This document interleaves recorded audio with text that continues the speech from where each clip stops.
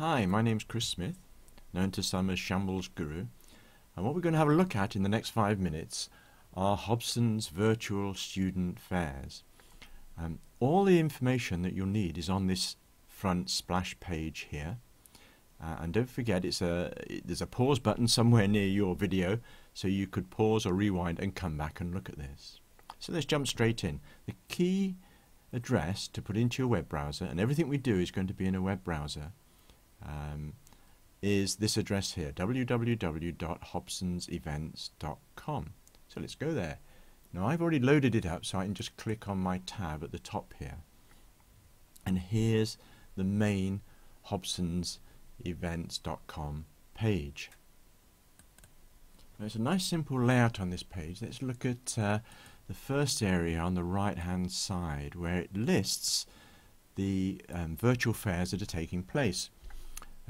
It's the first one here is Southeast Asia, focused on students who are living in Southeast Asia hoping to go to North America, which is in March, and you see the countries that are covered there. Also in March will be another virtual fair aimed at students that are in Greater China, then one in Latin America in April, and in the middle of 2011, in the summertime, there's going to be one for India. And obviously clicking on where it says more will give you more information about the individual fairs.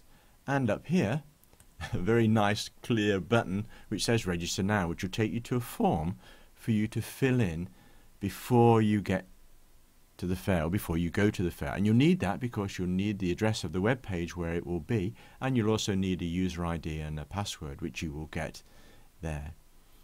Now the other question to ask if you're a student or a parent is, why would you want to partake in a virtual student fair?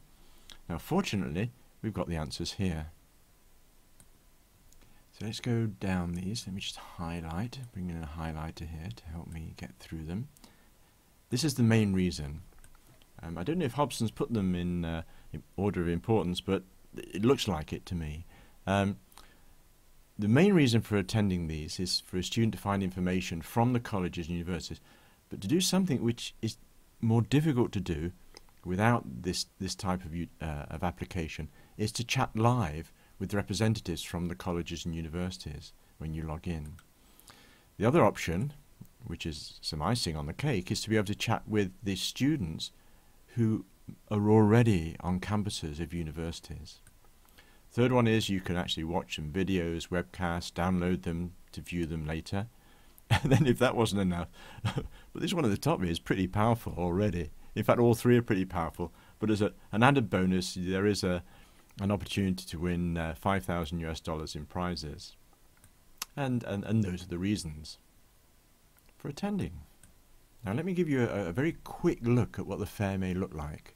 When you register, you'll get an address to put in the top of your browser, and the first thing that will happen is it will automatically check to see if there's any problems with your computer connecting, and if there are any problems, it will be listed here.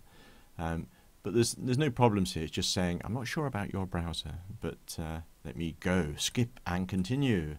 So let's log in. Here we go. Login ID and password, which you'll get when you fill in the registration form. I agree. And enter. I hope it's going to be quick.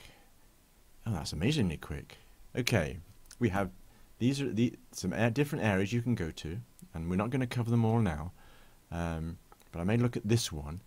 You can go to them by clicking there. You can also go to them by clicking any of these things along the top, or clicking the search box, and you get help here. You can search for help there. So let's go to the exhibition hall. Oh, that was also quick. You can click on any of these universities. You see there's a video playing, but I've turned the sound off, and you will go to another page where you're able to talk with representatives. Let me go back to the campus. Now, I'm not going to have time to go to these others, and in fact later it might be worth doing another screencast showing you more details about these. But before we finish, I just want to show you other places you can go for information. One is you can follow Hobsons on Twitter, and you can see their Twitter name here. The other area that you could go to is Facebook. And finally, here are their details. I hope you find this useful.